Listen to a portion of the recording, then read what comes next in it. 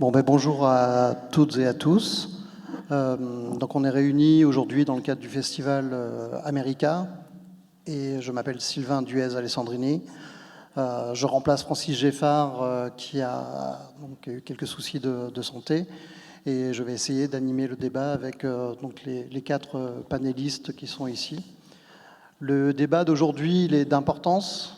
On le sait toutes et tous que la Terre est en train de souffrir et donc par conséquent nous qui y habitons, on a cette responsabilité de défendre cette terre et l'environnement et d'autant plus il y a des peuples qui ont été subis à des traumatismes liés à la colonisation dans les Amériques ou ailleurs. Et ces peuples sont en fait à l'avant-garde pour amener cette résistance, mais aussi des réflexions et des changements de paradigme. Ce sont ces peuples qui font face aux grands projets miniers, que ce soit le charbon, que ce soit le pétrole, que ce soit l'uranium, la construction d'oléoducs sur leur territoire, l'exploitation de mines d'or comme en Guyane. Et tout cela, en fait, on pense que c'est quelque chose qui est lointain, mais en fait, c'est des conséquences pour nous toutes et tous au quotidien. Et on l'a vu récemment, même ici en France, avec l'été qu'il y a eu et le changement climatique qui fait que la Terre est actuellement la fièvre et que nous, on le ressent. Donc je suis honoré d'être ici pour animer ce débat. Je vais vous présenter les panélistes. Alors il y a en premier Lila June Johnson qui est donc Diné et Navarro et Cheyenne, qui est à la fois une artiste mais aussi une militante pour la défense des droits des peuples autochtones, de leur territoire, et qui fait un travail énorme à la fois sur la question de la souveraineté alimentaire, sur la défense des terres et territoires, et justement changer cette pensée coloniale qui a été imposée aux peuples autochtones en Amérique du Nord. Je crois savoir, et elle me corrigera si ce n'est pas le cas, qu'elle était aussi dans les campements de résistance à Standing Rock contre la construction de l'oléoduc Dakota Access Pipeline. Et ça a été un moment important, donc en 2016-2017, où des centaines de nations autochtones et des non-autochtones se sont rassemblés pour essayer de bloquer un oléoduc dans le Nord Dakota qui pouvait donc polluer la rivière Missouri, qui est une rivière importante dans le centre aux États-Unis. À côté de Lila June Johnson, il y a Ángeles Cruz, donc, qui est du peuple Mixtec, qui est de Oaxaca, au Mexique. Ángeles est une cinéaste, mais c'est aussi une militante pour à la fois les droits des peuples autochtones du Mexique, mais aussi sur la question du genre, puisqu'il y a des corrélations entre la défense de la terre et de la défense des corps des femmes. Et c'est important d'avoir Ángeles, puisque elle peut nous parler aussi des répercussions des projets sur son territoire. Et certains de ces projets, pas forcément sur son territoire, mais dans l'isthme de Tehuantepec, sont liés à EDF. Donc nous aussi, on a une responsabilité avec un parc éolien qui va détruire des parties de zones de pêche autochtone à Oaxaca. À côté, il y a Christophe Yanouana Pierre, qui est Kalinia, qui est cofondateur et porte-parole d'un mouvement qui s'appelle les Jeunesses autochtones de Guyane. Il fait partie de cette nouvelle génération, s'inspirant de la lutte de leurs aînés dans les années 80, qui essaie de redonner une dynamique pour que la question coloniale et la défense de leurs terres et territoires soient aussi prises en compte en France. Et donc, encore une fois, il y a une responsabilité de nous tous et tous, et de notre gouvernement sur ce qui se passe en Guyane, avec des choses très très dures, de l'orpaillage illégal, des méga-projets comme il y avait eu avec Montagne d'Or, et puis différents traumas qui ont été amenés. Et je laisserai Christophe développer tout cela. À côté de moi, il y a Maurice Rebex, qui est un ami du peuple Lakota depuis de nombreuses années. Il est photographe et auteur. Il a écrit un livre qui est sorti au printemps 2022 chez Albin Michel qui s'appelle L'esprit ensauvagé. Et Maurice, dans son livre, et avec son expérience avec les peuples autochtones, que ce soit en Amérique du Nord, mais aussi au Brésil avec le chef Raoni, a justement écrit un livre sur ce que ça lui a apporté et sa vision de ce changement de paradigme. Ma première question que je vais poser à tous les panélistes, c'est pour vous, qu'est-ce que c'est être défenseur ou défenseuse de l'environnement?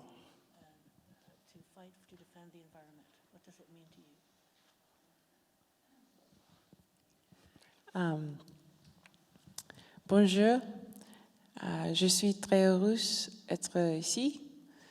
My name is Lila June, and I'm from the Dene Nation, also incorrectly known as Navajo on my mother's side, and I live in New Mexico. Bonjour, je m'appelle Lila June, je suis du peuple Diné, qui est parfois appelé fallacieusement la tribu des Navajo, et ça c'est du côté de ma mère.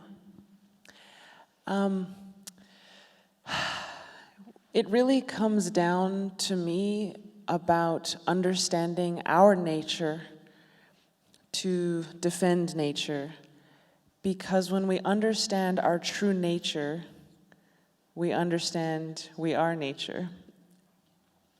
Pour moi, il s'agit d'abord de comprendre notre propre nature, car lorsque nous comprenons notre nature, si nous défendons notre propre nature, nous défendons la nature plus généralement. Nous sommes la nature. We have an ecological role. The Creator did not create us by accident. We belong on the land, and we have a job on the land to take care of it and also to facilitate life. Nous avons un rôle dans l'environnement, dans l'écosystème. Le grand créateur ne nous a pas mis par terre par hasard. Nous sommes ici pour une raison sur cette terre et nous avons l'obligation de protéger et de défendre cette terre. My doctoral dissertation is all about native food systems and how native people created these vast life systems. We were not just running around looking for a berry to eat. We were actually gardening an entire continent. And without us, the continent would not have been as vibrant. En fait, ma dissertation ma thèse de doctorat était sur les systèmes autochtones alimentaires.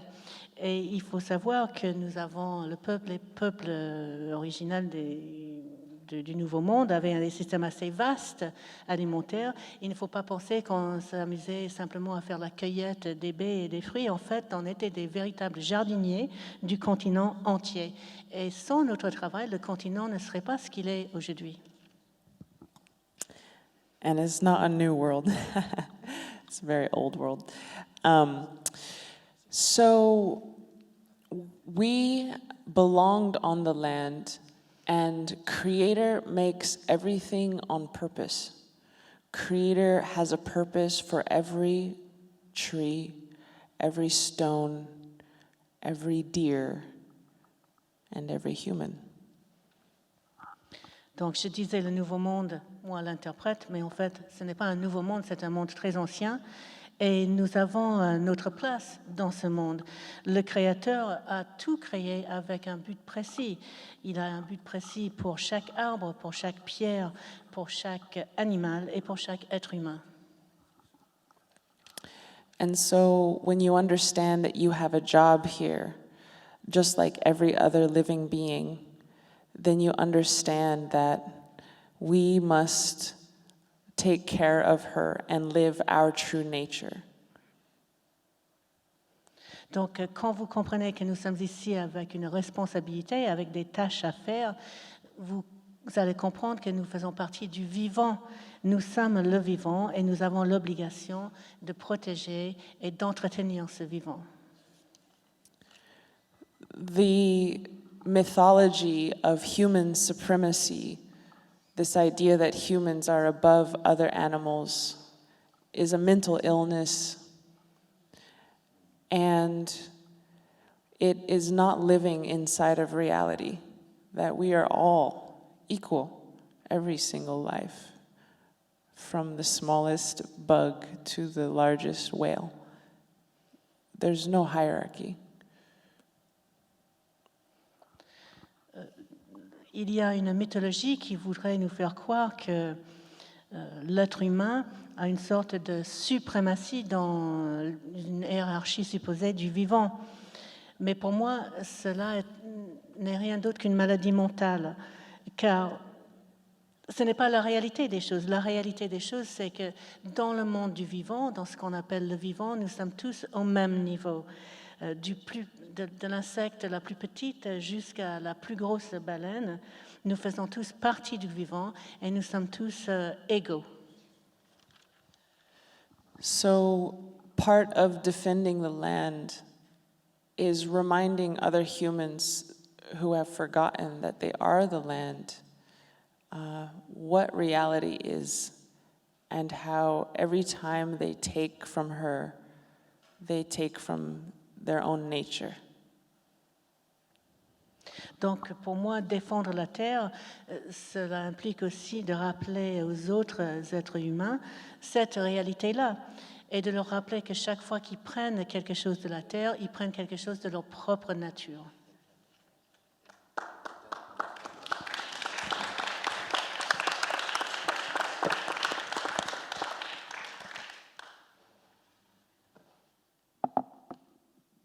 Kutaori Nuro Hinaro, muchas gracias a todas y a todos por estar aquí.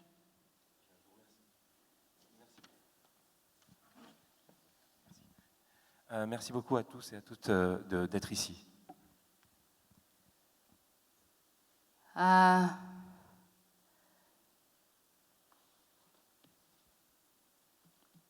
Hoy abrimos una llave de agua, nos podemos bañar y podemos tomar agua de esa llave, de ese líquido que sale de esa llave. Bon, aujourd'hui, vous ouvrez un robinet, il y a de l'eau qui sort et très simplement, il n'y a rien d'autre à faire. Vous pouvez boire cette eau, vous pouvez vous baigner. Hoy nos mojamos con esta pequeña lluvia que cayó en la mañana. Aujourd'hui, on a pu, par exemple, se mouiller, se laisser mouiller par la petite pluie qui est tombée dans la matinée. Hoy nuestro cuerpo respira, jala aire, Aujourd'hui, nous avons la possibilité de respirer l'air qui nous entoure, palpita. de palpiter. Escribí algo para esta mañana. Bon, j'ai écrit quelque chose pour la rencontre de ce matin. ¿De qué manera venimos a este mundo a habitar su tierra? De quelle façon est-ce que nous venons sur cette terre pour l'habiter, A respirar el aire, pour respirer l'air, a palpitar y sentir su corazón. pour palpiter et pour sentir son cœur. Las comunidades cerca de un manantial, Toutes les communautés qui vivent à côté d'une source, las personas que habitamos territorios, con metales considerados preciosos para otras personas. Et nous, ces communautés qui vivons à proximité de zones où on trouve par exemple des métaux que certains vont trouver précieux, Las personas que no hablan el mismo idioma que nosotros, tous ceux qui ne parlent pas la même langue que nous, los animales, los seres vivos que respiran. les animaux, les êtres vivants qui respirent. ¿Hay que acabar con todo para seguir viviendo? Est-ce qu'il va falloir en finir avec tout ça si on veut continuer à vivre? ¿Hay que destruir todo a nuestro paso? Est-ce que nous devons vraiment tout détruire sur notre passage? Solo estamos un momento en esta tierra. Nous n'avons que un instant très bref sur cette planète. Respira, cierra los ojos, siente el pulso de la tierra.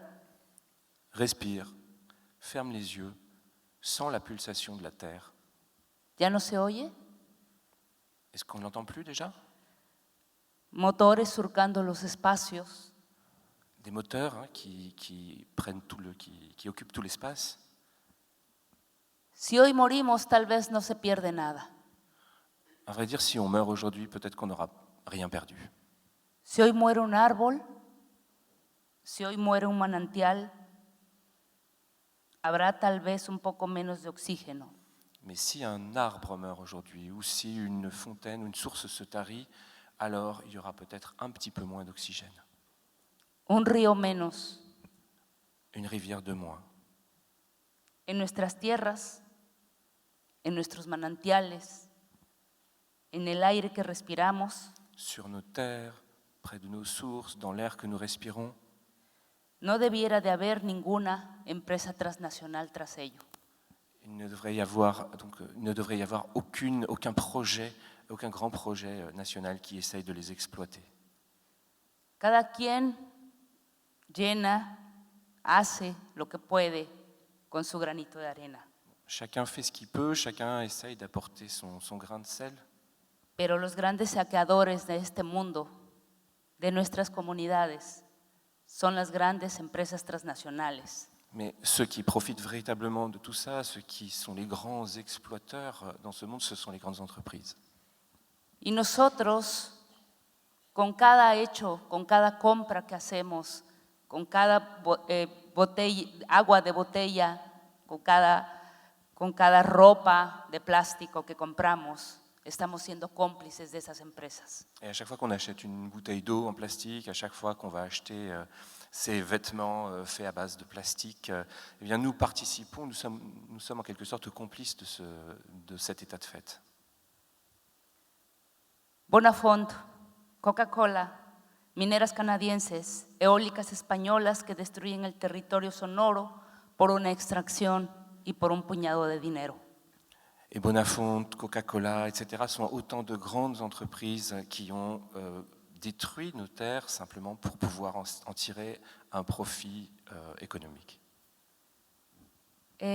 Las habitantes y los habitantes de los territorios originarios pareciéramos los únicos que estamos dispuestos a dar la vida por defender este pequeño momento que nos toca. Et il semblerait bien que nous, les habitants de ces terres, les autochtones, les habitants de ces terres indigènes, nous sommes les seuls à véritablement être prêts à donner notre vie pour défendre ce peu qui nous est laissé. Debería de ser responsabilidad de todas y todos. Mais à vrai dire, ça devrait être la responsabilité de tout le monde.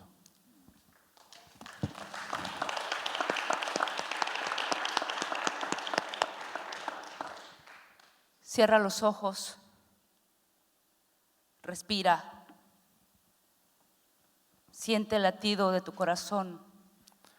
Ferme les yeux, respire, sens le battement de ton cœur. Esta tierra es de todas y de todos. Cette terre appartient à tous et à toutes.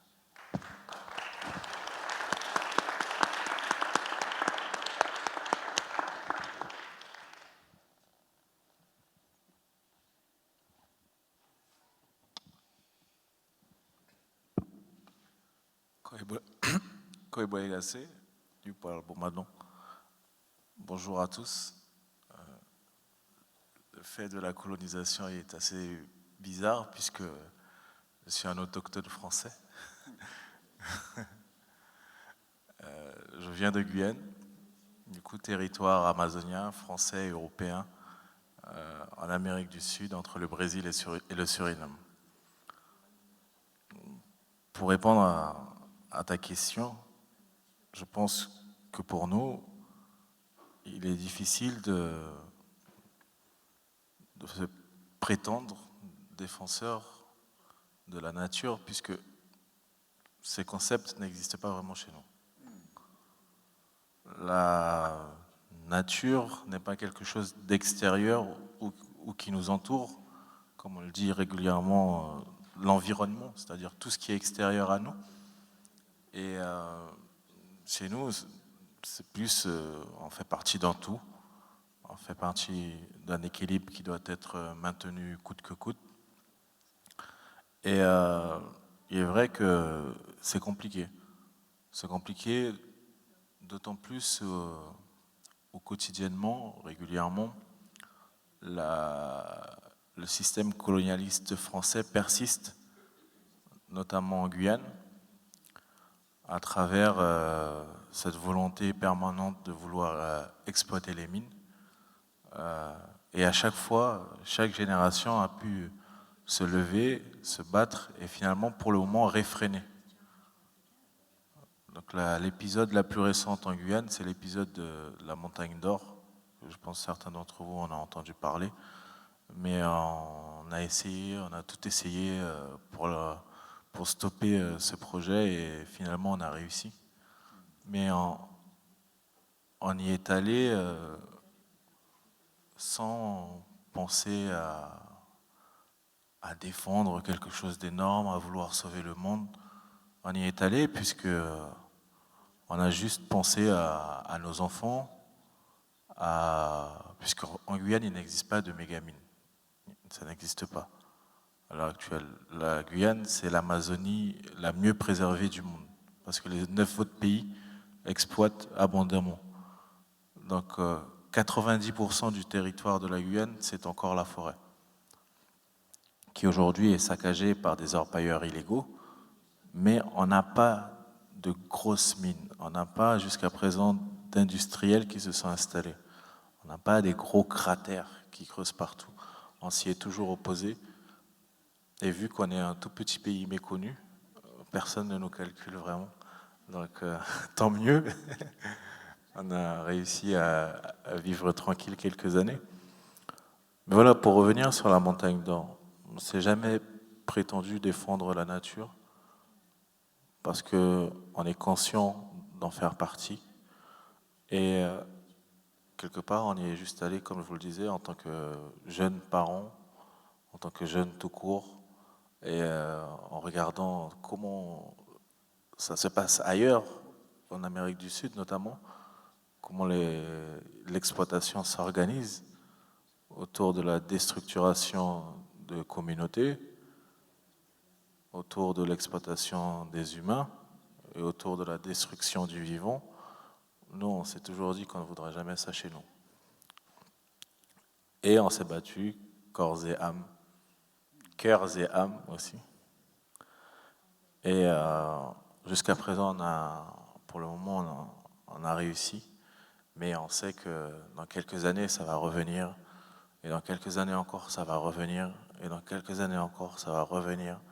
Parce que c'est ça la colonisation. Ce sont des vagues successives qui se heurtent à notre monde et qui veut nous effacer. Et qui veut effacer des visions différentes du monde. Parce que en Guyane, ce petit territoire, on a autant de langues pratiquées que sur toute la Terre. Il y a des communautés qui arrivent de partout. On a des Palestiniens, on a des Syriens qui commencent à arriver. Il y a les Haïtiens, il y a les Dominicains, il y a des Brésiliens, il y a des Chinois. C'est vraiment un petit carrefour du monde.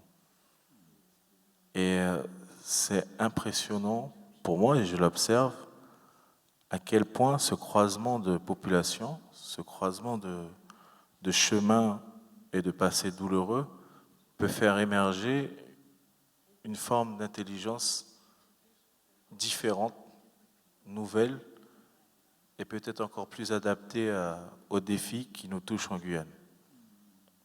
Je ne parle pas pour ma part de cosmopolitanie décoratif, de peuple arc-en-ciel qui servent aux offices du tourisme.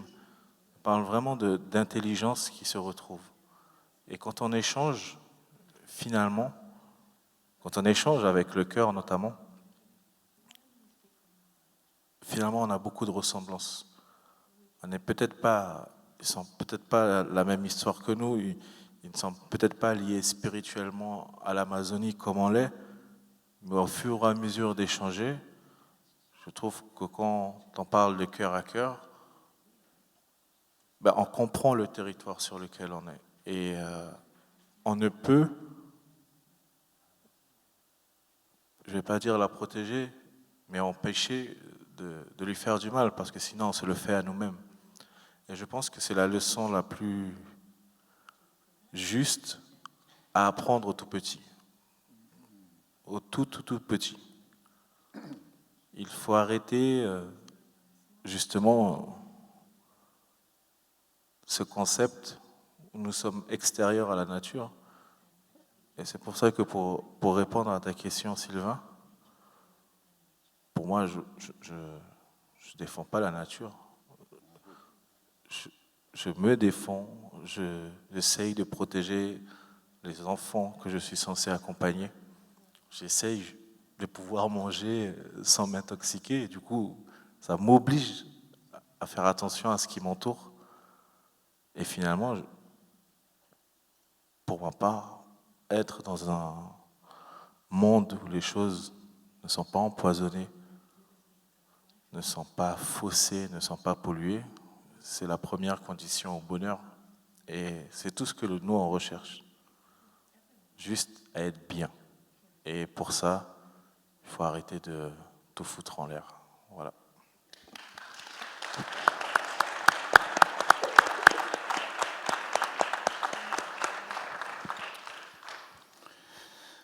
Bonjour à toutes et tous. Yate Habini. Buenos días, Pelamina. J'ai la chance d'intervenir en dernier et donc j'ai pu être conditionné par les interventions précédentes. La façon dont Laila évoque immédiatement la dimension spirituelle des questions que nous évoquons. La façon dont Angeles m'invite à fermer les yeux, à respirer. Et la façon dont Christophe évoque un flot de populations venues de différents endroits qui créent une intelligence propre. Et soudain, tout m'est facile. Défendre l'environnement, c'est arrêter d'en parler comme nous en parlons. La première chose à faire pour défendre l'environnement, et je parle en tant que blanc, c'est un avantage aussi, je connais mon monde, je connais le monde de l'homme blanc, j'en suis un.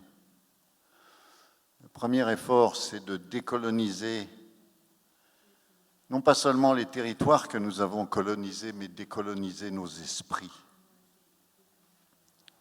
Et changer les termes avec lesquels nous disons le monde. Rien ne nous environne. Si l'air m'environne, je meurs. J'ai besoin qu'il rentre en moi.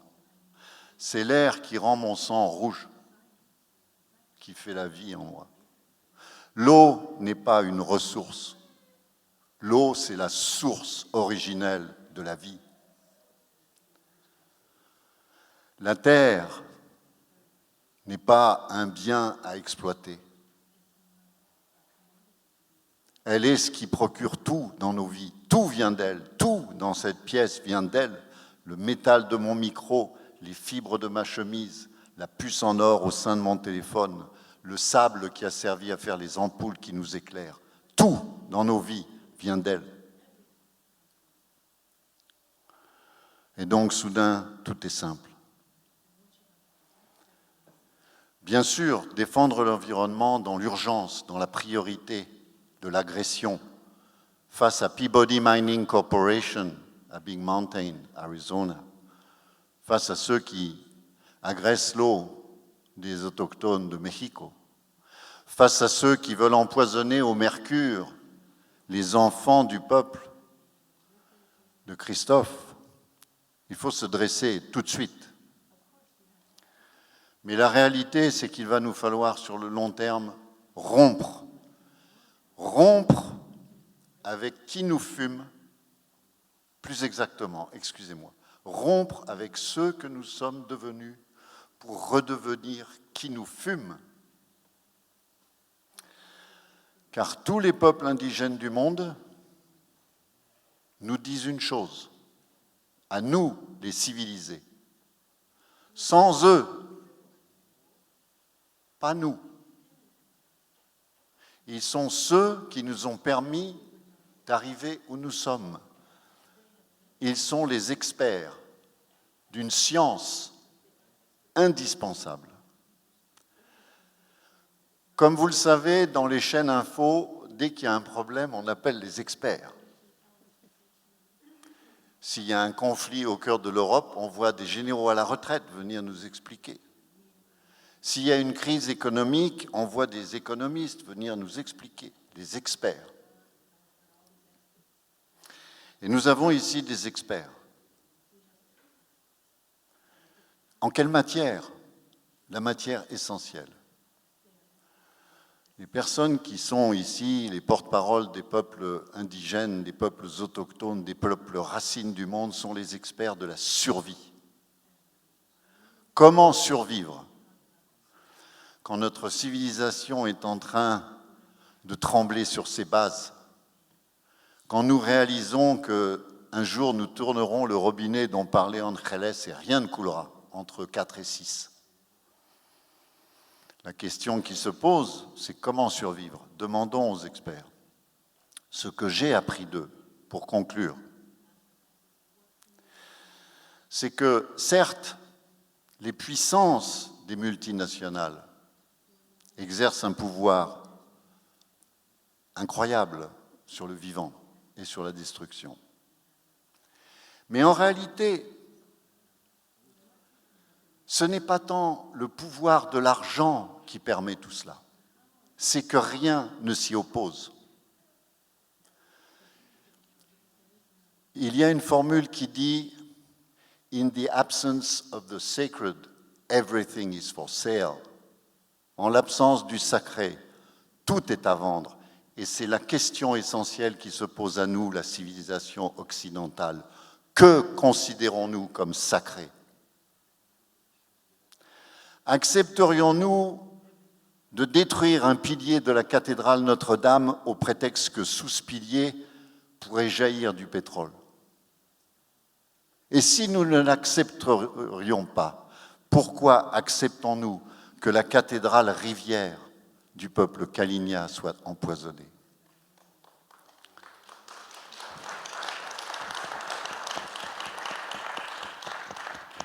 Je peux en finir avec un dernier mot et par la suite laisser mon temps de parole aux indigènes qui sont ici. Mais cette question de la sacralité du monde, de la sacralité des lieux, de la sacralité des êtres, ceux qui courent sur 4 pattes, ceux qui marchent sur 2 jambes, ceux qui rampent sur le sol, ceux qui volent dans les airs, elle est centrale. Pour que plus aucun projet montagne d'or ne puisse jamais être élaboré, il suffit de dire « cette forêt est sacrée ». Sacré, ça veut dire « pas touche ». Ça veut dire « on ne pénètre pas » ou « on pénètre avec la permission », on demande la permission, comme tous les ancêtres autochtones l'ont fait, tous ceux qui nous ont précédés. Christophe Colomb n'a pas demandé la permission. Il est temps de considérer la sacralité du monde, la sacralité de qui nous sommes, la sacralité des mots que nous utilisons pour dire le monde, et se souvenir que si nous sommes capables de rompre avec qui nous fume, alors changer le monde, ça prend 20 ans. Il suffit de dire aux tout petits que l'eau n'est pas une ressource, qu'elle était là avant nous, qu'elle est la source de la vie, qu'elle nous a fait, que nous avons passé 9 mois en elle, que quand nous regardons l'océan, nous regardons ce qui nous a produit en tant qu'être, en tant qu'espèce. Et alors on apprend aux tout petits que l'eau n'est pas une ressource, mais qu'on peut l'appeler tendrement du mot de grand-mère. Et je sais que ça fait ricaner les sérieux, je le sais. Mais je sais aussi que ça touche le cœur de toutes celles et tous ceux qui acceptent d'être ce que tous les indigènes du monde disent quand on leur demande « Qui êtes-vous » Tous disent « Nous sommes les êtres humains. Nous sommes les êtres humains. »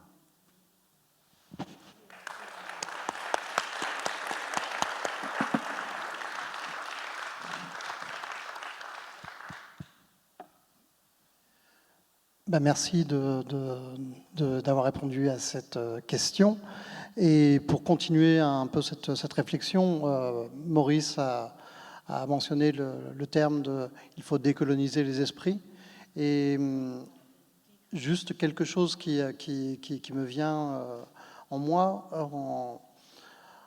lors de la dernière COP25 à Glasgow avec ma femme, nous étions avec le bloc autochtone qui était conséquent, qui a pris la tête même de la manifestation à Glasgow pour montrer qu'il est important de se mobiliser sur d'autres paradigmes pour lutter contre le réchauffement climatique. Et un des slogans, c'était « Land back », il faut rendre la terre. Et le corollaire, ce qui suivait, c'est le colonialisme qui a amené la destruction de l'environnement et le changement climatique. Le respect des droits des peuples autochtones et de leur territoire est la solution. Et j'aimerais que vous avoir votre avis sur cette phrase.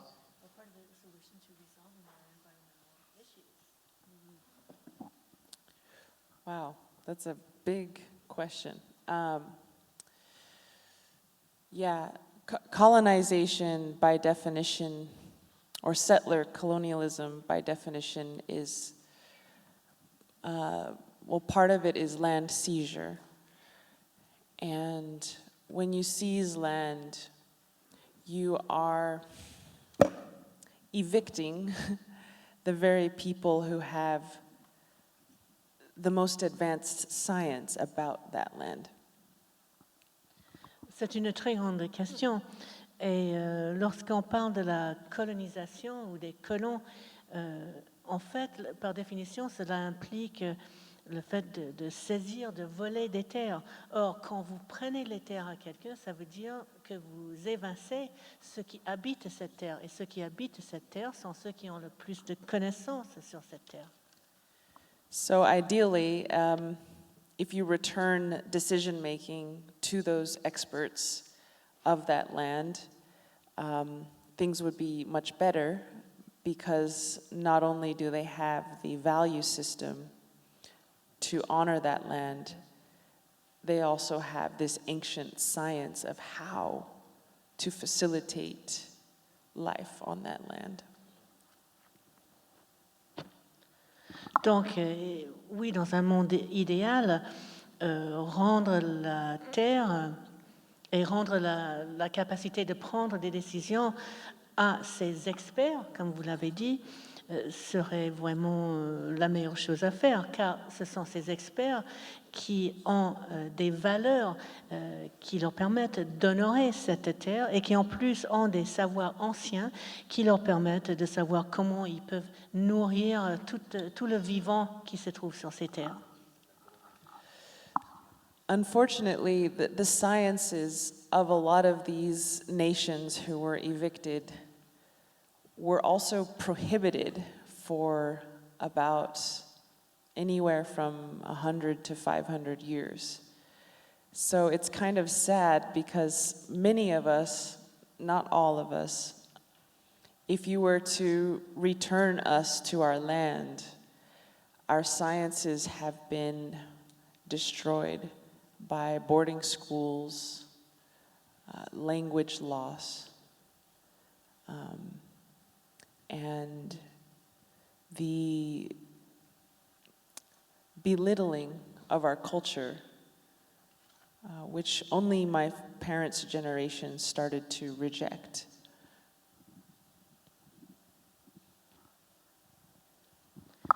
Hélas, souvent, dans beaucoup de cas, les sciences de ces peuples qui ont été évincés de leur terre ont été interdits pendant 100, pendant 500 ans. Et beaucoup d'entre nous, pas tous, mais beaucoup d'entre nous, si on devait se réapproprier cette terre, nous n'aurions pas le savoir nécessaire pour faire revivre ou nourrir le vivant de cette terre. Et cela, c'est à cause des différents systèmes qui ont été mis en place pour nous opprimer. Je parle notamment des écoles résidentielles pour les Indiens, la perte de nos langages et la minimisation de notre culture. Je pense que déjà, la génération de mes parents, ils ont commencé à vivre les effets de cette oppression qui leur a volé leur culture et leur savoir. Even though our culture has been fragmented by colonization, however, we still have the heart of our sciences and the value system that drove them. And so I still think it would be better to return the land to us. And that's why I study what I study, because I want to know how and why did we care for the earth, so that when this land is returned, we remember what to do. Et donc, même si notre culture a été fragmentée par cette colonisation, ces sciences restent quand même ancrées dans nos cœurs et sous-tendent notre système de valeurs. Donc, je pense que finalement, quand bien même, il faudrait mieux nous rendre cette terre. Et c'est effectivement la raison derrière mes études, car j'aimerais savoir comment et pourquoi mes ancêtres ont pu nourrir la terre avec ses valeurs et ses sciences. The last thing I'll say is I think it's important to remember that hurt people, and colonized people colonize people.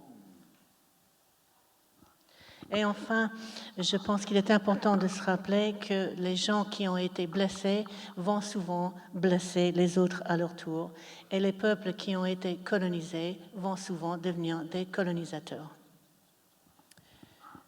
When the Spanish came to Mexico and the Caribbean, they destroyed people in the name of Christ. Quand les Espagnols sont arrivés au Mexique et aux Caraïbes, ils ont détruit les populations au nom du Christ. But we must remember that Constantine was conquering people in the name of Christ 1,000 years earlier than that. Mais 1000 ans auparavant, Constantin était déjà en train de détruire des gens avec ces mêmes propos.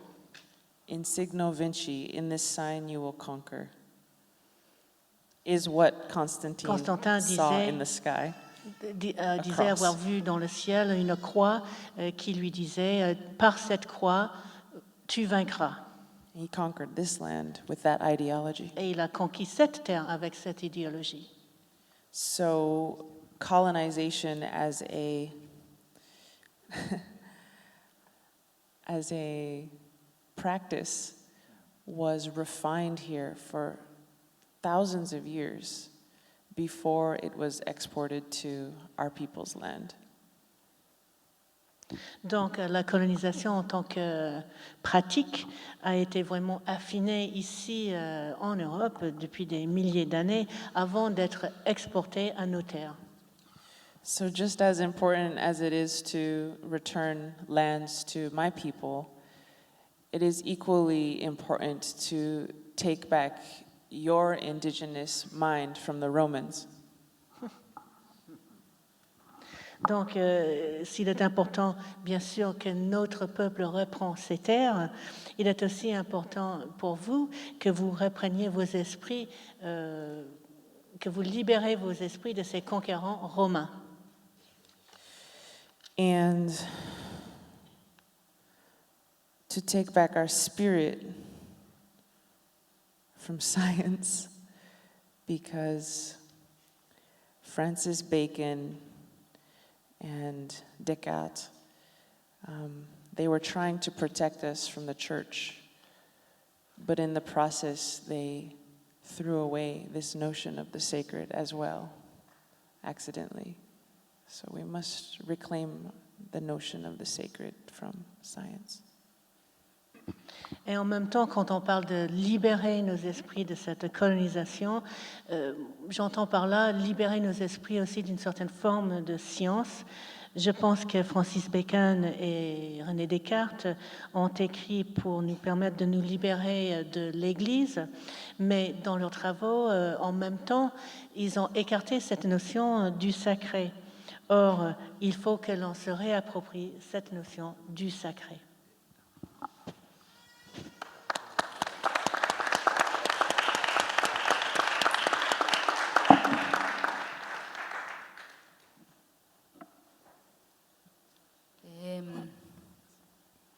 Bueno,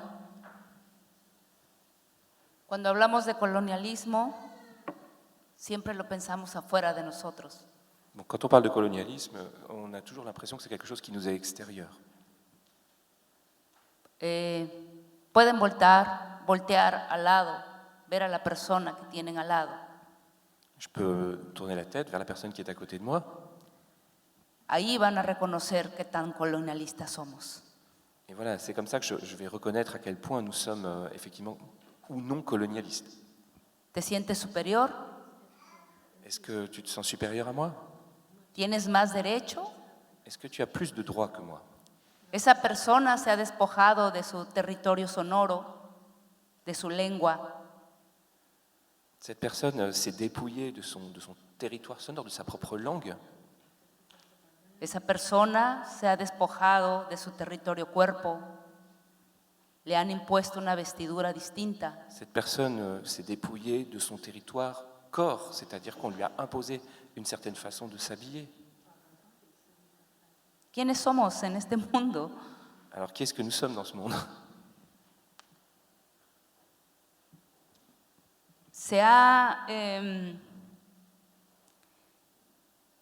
Si pensamos en que el colonialismo lo ha arrebatado todo, Si nous pensons que le colonialisme a tout abattu, ha saqueado todo, incluso nuestras mentes, a tout pris, a tout pillé, jusqu'à nos esprits,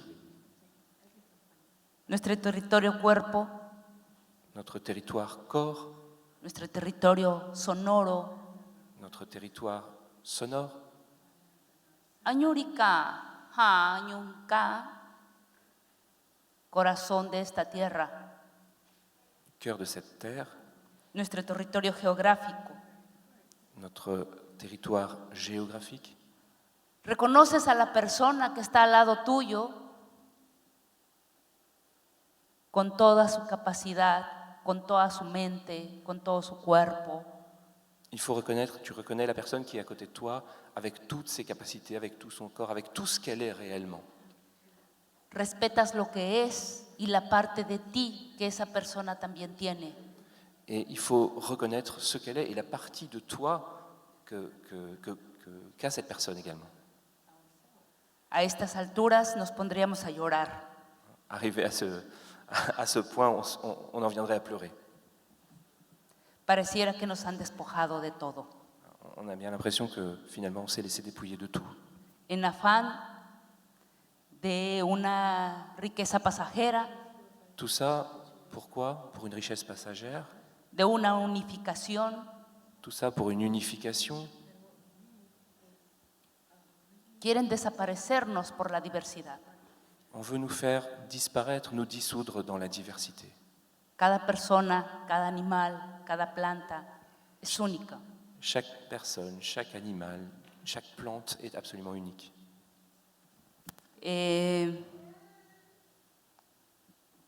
las grandes potencias, los países que han colonizado pueblos enteros, que siguen imponiendo sus lenguas, que siguen imponiendo sus modas. Et donc les grandes puissances, les grands pays qui se sont imposés aux autres par la colonisation et qui continuent encore aujourd'hui à imposer aux autres leur langue, leur mode de vie, Solo habla de una ceguera tremenda. Solo habla de una ceguera tout tremenda. ça finalement nous parle d'une immense cécité. Ese es el colonialismo para nosotros. Voilà ce que c'est pour nous que le colonialisme. Despojarnos de todo, dejarnos al desnudo y pretender que sigamos alimentando nuestras almas. C'est nous dépouiller de tout, c'est nous laisser nus et prétendre qu'on continue à nourrir nos âmes.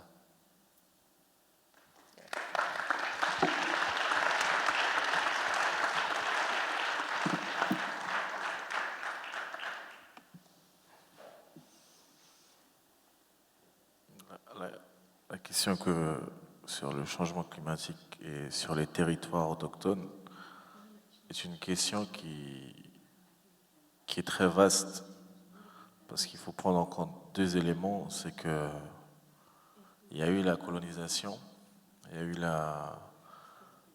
la guerre contre l'identité autochtone et ensuite il y a l'accaparation des terres et l'exploitation des terres. Si je prends l'exemple de la Guyane, les Français sont arrivés et sur le concept de terra nullius, qui est un concept romain de terre vacante et sans maître, c'est autodéclaré propriétaire des terres de Guyane, puisqu'il n'y avait pas d'autres êtres humains. Et aujourd'hui encore, dans le pays des droits de l'homme, ce concept s'applique. C'est-à-dire qu'aujourd'hui encore, l'État français est propriétaire de la quasi-totalité de la Guyane.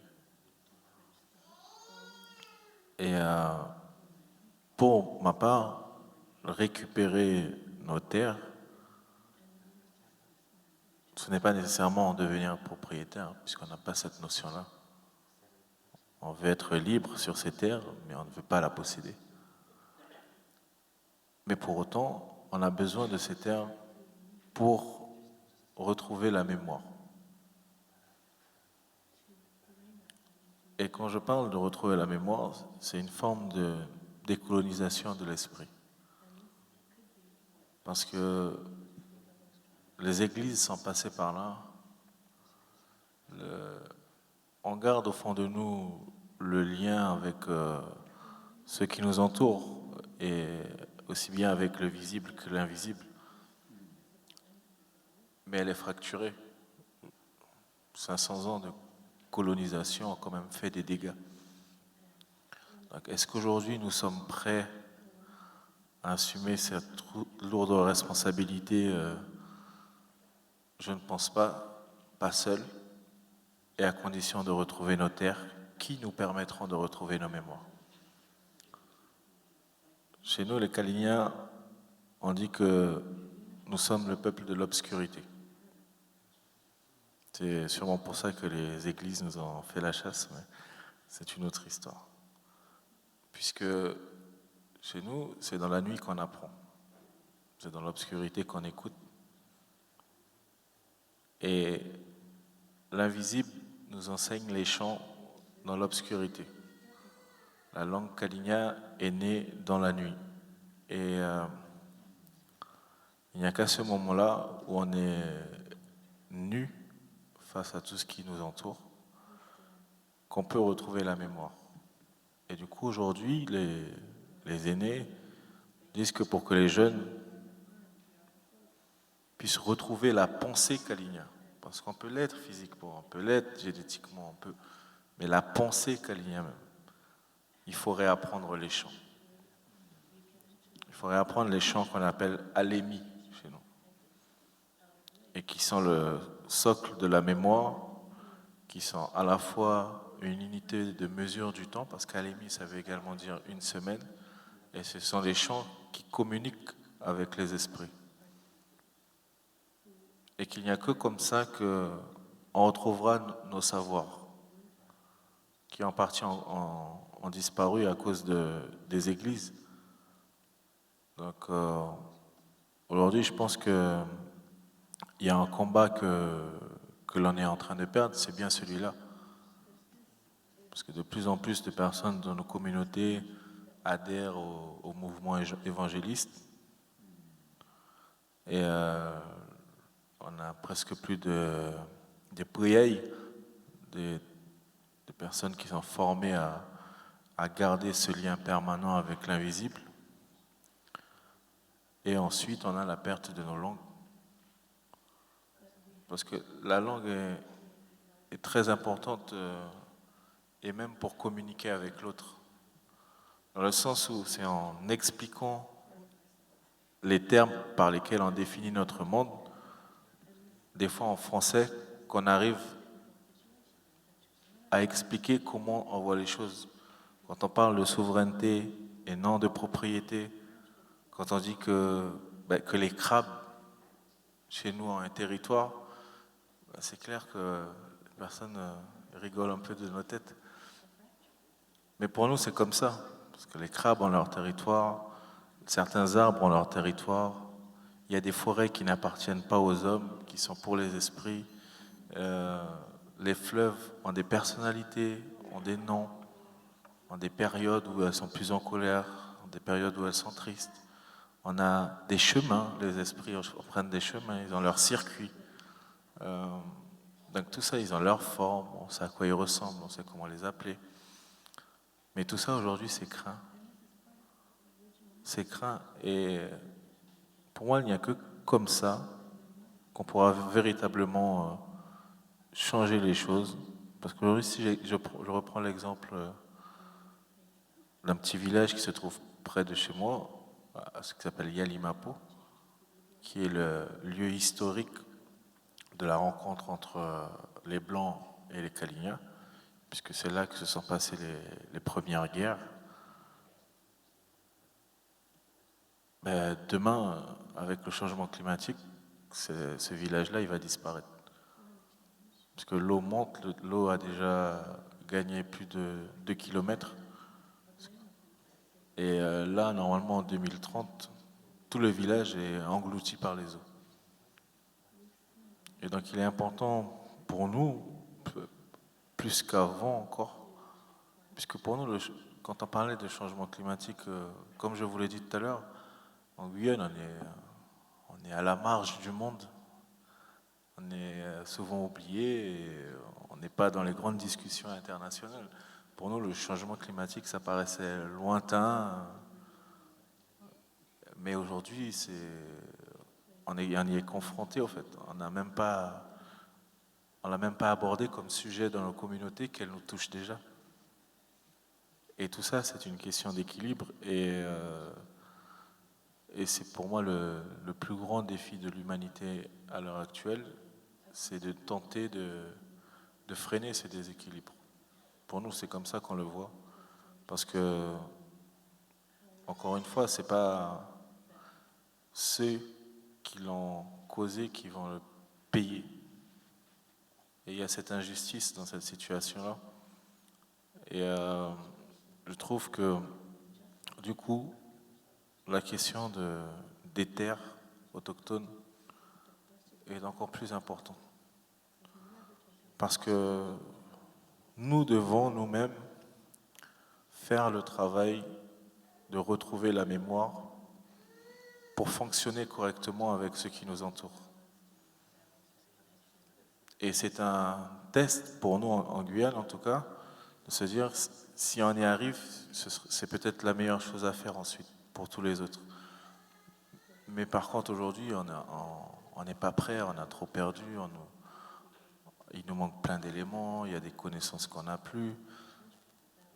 Au début de la colonisation, la Guyane, c'était 300 000 habitants. Après, on est descendu à 10 000 habitants. Il y a une trentaine de peuples qui ont disparu. Aujourd'hui, on n'est plus que 6. On est à tout exploser 13 000 individus. Et certains peuples, comme les Téco, ils étaient une trentaine encore il y a 60 ans. Aujourd'hui, ils sont un peu plus nombreux.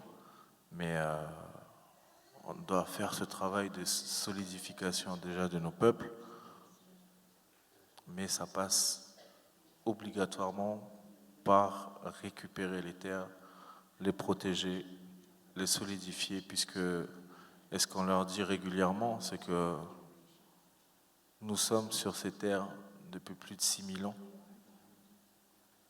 Vous êtes arrivés, vous avez trouvé des cours d'eau qui étaient propres. En Guyane, il y a 140 000 km de cours d'eau. La Guyane veut dire d'ailleurs terre abondante en eau.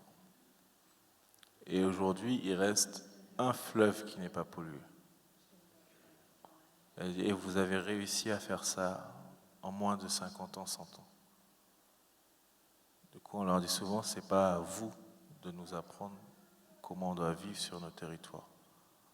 Réapprenons ensemble à arrêter de saccager tout ce qui nous entoure. Voilà.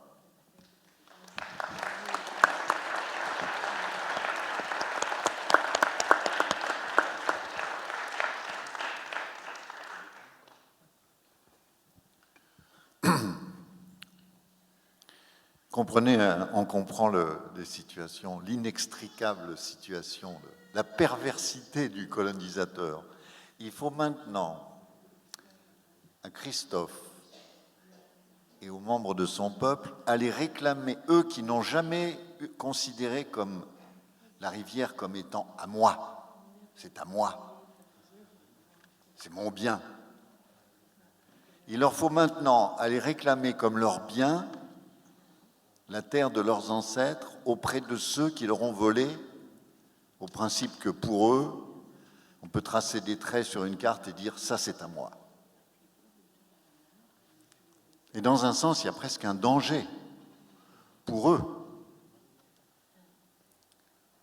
J'écoutais une conférence où on évoquait l'accès à l'éducation pour les jeunes autochtones, pour les jeunes Native Americans, par exemple, l'accès à l'éducation, pouvoir aller dans les universités, pouvoir apprendre les clés qui permettent de fonctionner dans ce système et de lui faire rendre justice. Mais en même temps, j'ai connu sur une réserve du Dakota du Sud un homme médecine qui était très estimé.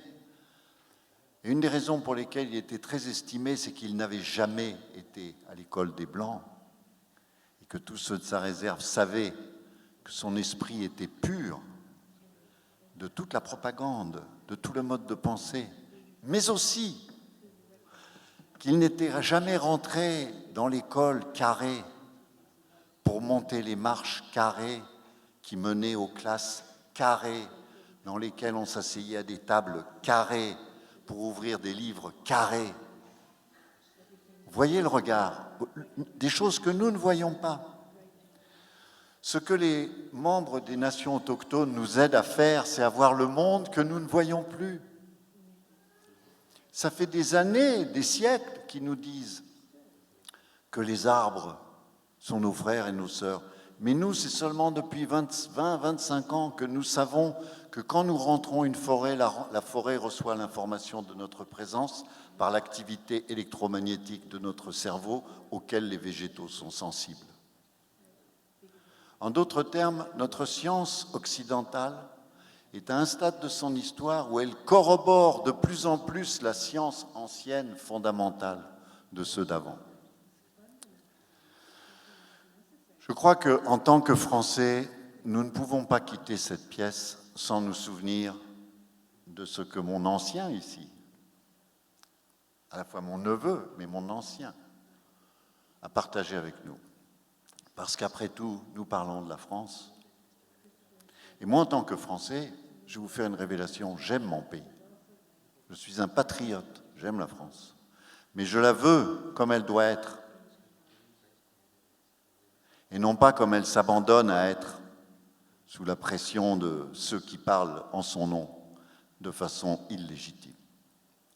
Donc en tant que Français, nous devons garder une attention en sortant de cette salle. Dès qu'on entend Guyane, dès qu'on entend forêt, dès qu'on entend or. Voyez qui nous sommes. Nous prévoyons de souiller, d'éradiquer 600 kilomètres 600 km² de forêt guyanaise, de cyanurer des millions de litres d'eau pour sortir environ 80 tonnes d'or. Mais vous savez quoi? Si on a besoin de 80 tonnes d'or, moi je connais la méthode, elle est beaucoup plus rapide. Vous prenez le métro à Château de Vincennes, vous descendez à Palais-Royal, vous marchez dans quelques rues, vous arriverez devant un immeuble, il y a écrit Banque de France. Vous sonnez à la porte. Au 7e sous-sol, il y a 2470 tonnes qui ne servent à rien. C'est ça le monde des Blancs. C'est la schizophrénie d'un système du c'est comme ça. Mais non, c'est pas comme ça. Je ne veux pas parler trop longtemps pour laisser le maximum de temps de parole à nos amis ici. Mais quand même, je parle un petit peu plus. Mais brièvement. Il faut quitter cette salle, ce que j'ai appris des Lakota. Hier, j'étais avec une femme Lakota qui disait « Nous ne nous assimilerons jamais, nous ne nous assimilerons jamais ». Mais elle le disait avec un grand sourire, un sourire powerful. Et il est temps d'avoir un uplift. Aux jeunes gens qui sont dans cette salle, l'éco-anxiété, oubliez. Oubliez l'éco-anxiété, c'est une pathologie du monde des Blancs. Nous ne sommes pas les auteurs de l'histoire. Nous n'écrivons pas le scénario. Nous ne sommes pas les producteurs du film, vaguement des figurants de deuxième catégorie. L'histoire a son propre déroulement, son propre récit. Nous ne sauverons pas le monde. Nous ne détruirons pas le monde.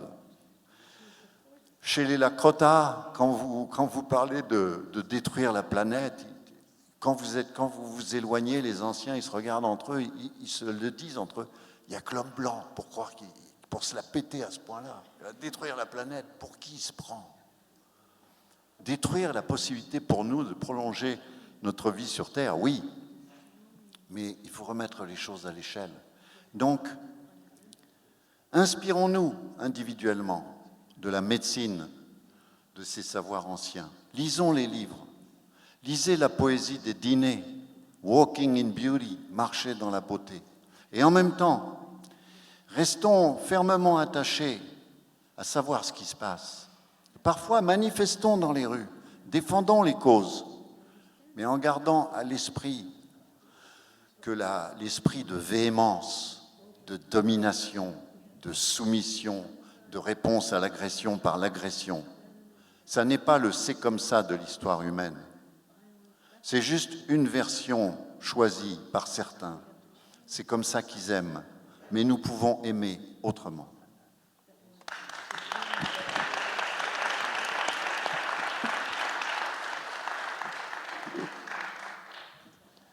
Donc pour conclure, la dernière question que je voudrais vous poser, c'est comment créer les convergences entre le monde autochtone et notre monde ici occidental, justement pour sauver la terre-mère et pour vraiment aller sur une mobilisation pour que cette terre, elle puisse continuer à être l'endroit pour les nouvelles générations, toutes les nouvelles générations.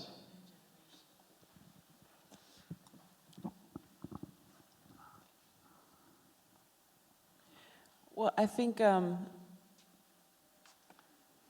frankly, the probably most powerful thing you could do with us and for us is to pray. To say your prayers in the morning. You could offer something to the earth. Maybe something special to you. That's the most powerful thing any of us could do. Maybe it sounds silly, but you could always experiment with it. Je pense que la chose la plus puissante que vous pourriez faire avec nous et pour nous, c'est de prier. Dites une prière le matin. Ou alors offrir quelque chose à la terre, quelque chose de précieux pour vous. Je pense que vous pouvez imaginer que c'est un peu dérisoire, Mais je vous encourage à essayer. Yeah, that's number one, I think. And we put Creator first in everything, in the good times and the bad times.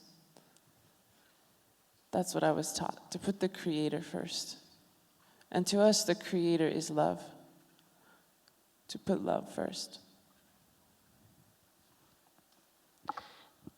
Et ensuite, je dirais qu'il faut toujours mettre le Créateur au-dessus de tout, dans les moments pénibles comme dans les moments de joie. C'est cela qu'on m'a appris, toujours mettre le Créateur en premier. Et le Créateur, c'est l'amour, donc l'amour avant tout. Love has a consciousness that is listening to us and cares about us. And so you can always pray, you know, Creator, help me be a part of the solution with these people and with any other people that I'm here to serve and to be an ally to. Because Lord knows it's not just in the Americas. It's our relatives in Australia. It's our relatives in the hills of Thailand. It's our relatives in Namibia, Africa. Everywhere there are many opportunities to serve the Creator by serving others. And if you pray, you can get more specifics about what to actually do.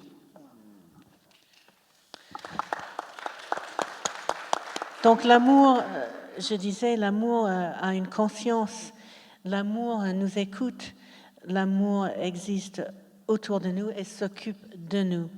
Et c'est pour ça que je vous encourage à prier. Vous pouvez par exemple prier au Créateur, aide-moi à faire partir de la solution avec ces gens et avec les autres gens. Car les solutions à trouver et les luttes à mener ne sont pas uniquement aux Amériques, mais nous devons lutter à côté de tous nos parents en Australie, en Thaïlande, en Namibie, en Afrique, car partout il y a des personnes qui ont besoin de l'amour et vous pouvez servir le Créateur par la prière, et par la prière vous allez avoir une idée plus précise de quelles actions vous pouvez mener pour être avec les autres. I think that love is looking for people who would like to help her. Love is looking for those who might be willing to join her army.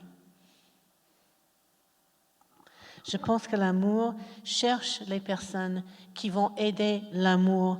Je pense que l'amour cherche des soldats pour son armée d'amour.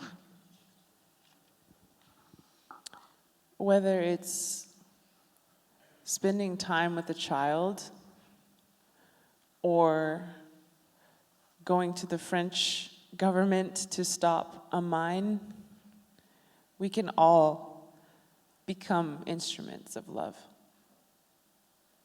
Qu'il s'agisse de passer des instants avec un enfant ou d'aller manifester auprès du gouvernement français pour empêcher les mines en Guyane française, nous pouvons tous être des instruments de l'amour. And love has no limits. So when you join yourself with love, you gain immeasurable potential to change the world. L'amour n'a pas de limite. Donc, si vous vous associez à l'amour, vous allez dégager une potentiel sans limite. L'amour peut changer le monde.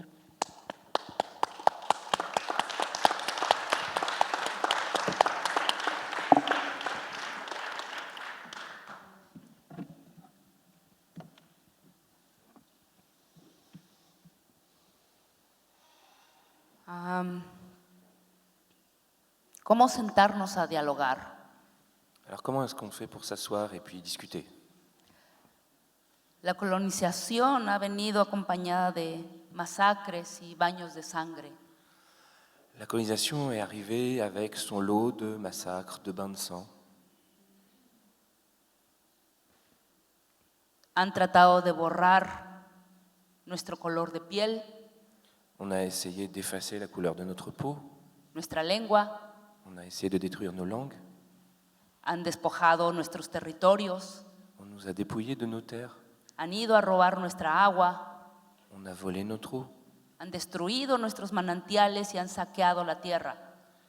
on a détruit nos sources, on a pillé nos terres.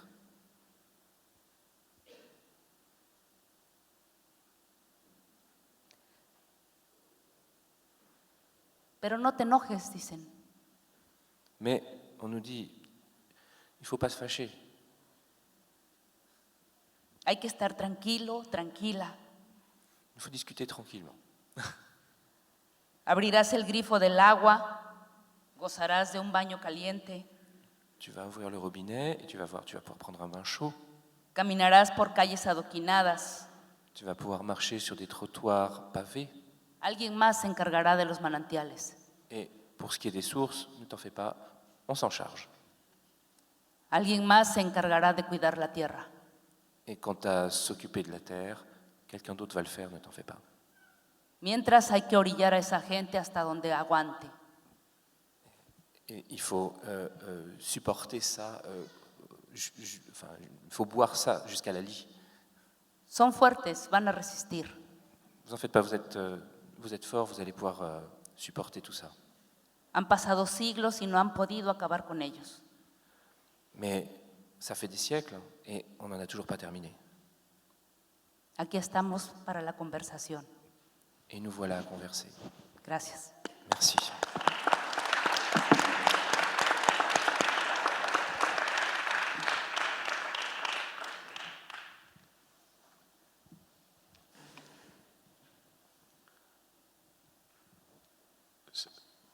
Dans ma langue, pour dire ce qu'il faut faire, on dit kawaii beaucoup no macho. Et n'est pas réputé pour être un peuple très sage. On est assez turbulent, assez indiscipliné, têtu et enfonce dans le tas. Donc, qu'est-ce qu'il faut faire maintenant? Je resterai fidèle à mon peuple. Il faut foncer dans le tas, ne jamais lâcher, ne pas perdre espoir. Si ton voisin perd espoir, donne-lui un peu du tien. De rester solidaire, de ne pas se mentir, d'être honnête avec ses propres erreurs, et puis de foncer, de se battre.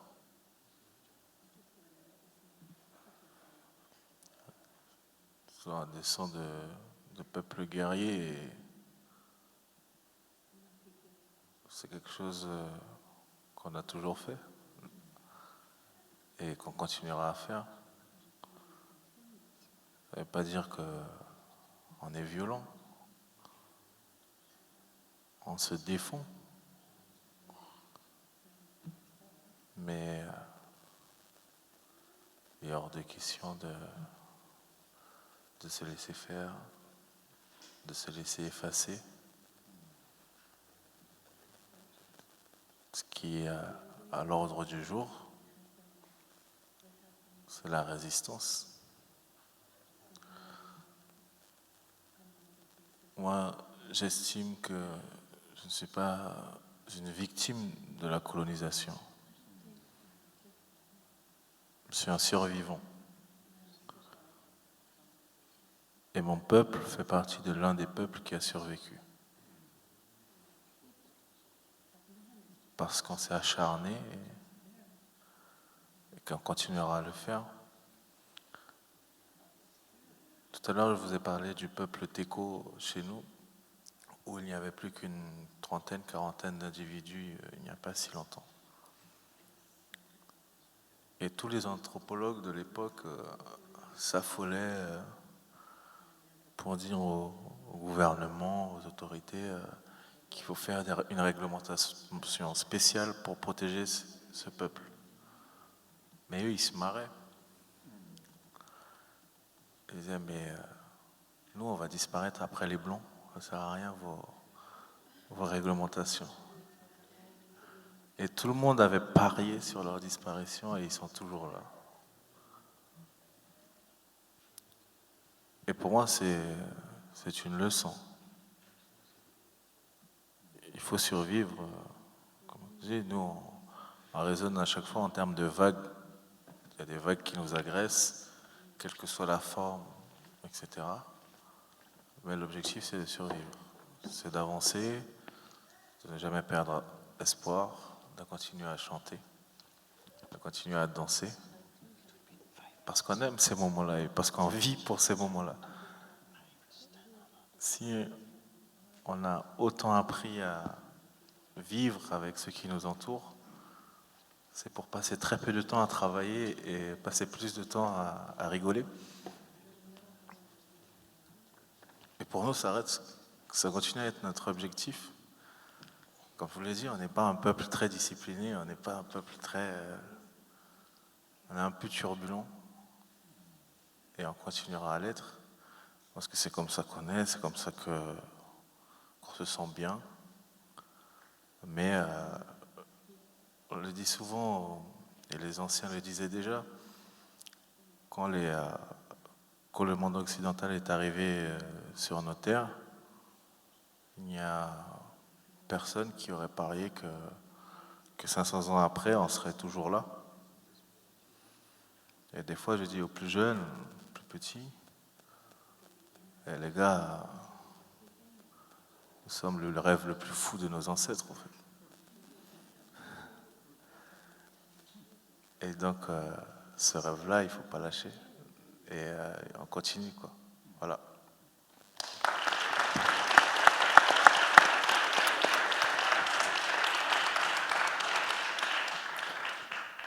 Pour conclure, rapidement, avant un moment de prière. Pour certains d'entre nous, prière, c'est un mot étrange, qui est lié à la religion à laquelle, pour certains d'entre nous, nous avons tourné le dos. Mais ce qu'on apprend en terre indienne, c'est pas tellement à faire une prière, mais c'est plutôt à être une prière dans ce monde, à dire la beauté de vivre, à dire la beauté de sentir l'air rentrer en nous, à transmettre nos pensées. Et si vous avez du mal avec la notion de prière autochtone, pensez à Albert Einstein, le grand chaman blanc à qui l'univers a murmuré les lois de la matière et de l'énergie. Albert Einstein, tout est vibration. Albert Einstein. Et on a des amis indiens qui vont arriver avec des tambours et des sticks avec lesquels taper sur ces tambours et ils vont dire oui, oui, oui, tout est vibration.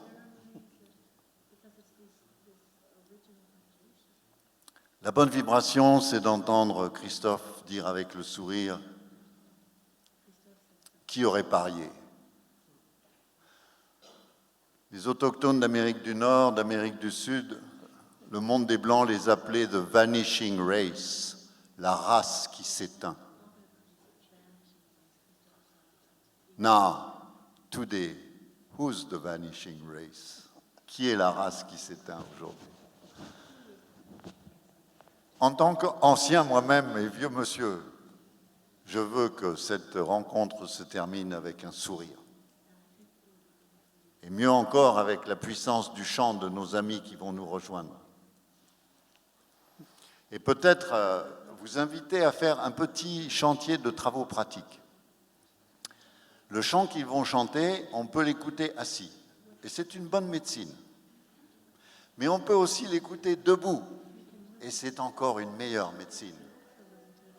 C'est ce qu'on peut retenir de ces peuples. Comment rester debout, comment vivre debout, c'est ce qu'ils nous apprennent. Dans notre monde à nous, où nous avons souvent tendance à rester assis. Merci.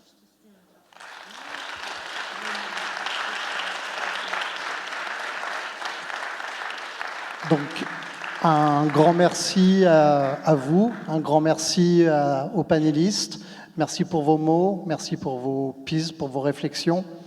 Et si vous voulez continuer, au Salon du Livre, il y a pas mal de livres qui traitent de la question autochtone. Il y a le stand du Comité de solidarité avec les Indiens des Amériques, qui accompagne ces luttes depuis plus de 40 ans maintenant. Et aussi, il y a l'exposition de Maurice Rebex, Rêveur de tonnerre, qu'on a le joie d'avoir ici au Centre Pompidou sur la réserve de Rosebud. C'est une des expositions qui avait été montrée il y a 20 ans au festival et avec effectivement les drummers.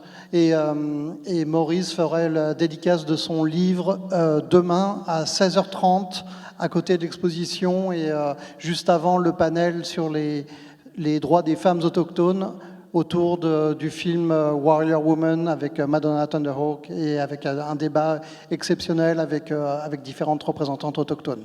Donc si vous voulez continuer la réflexion, nous sommes là pour être à vos côtés. Donc j'invite Kwana et les drummers de venir sur scène.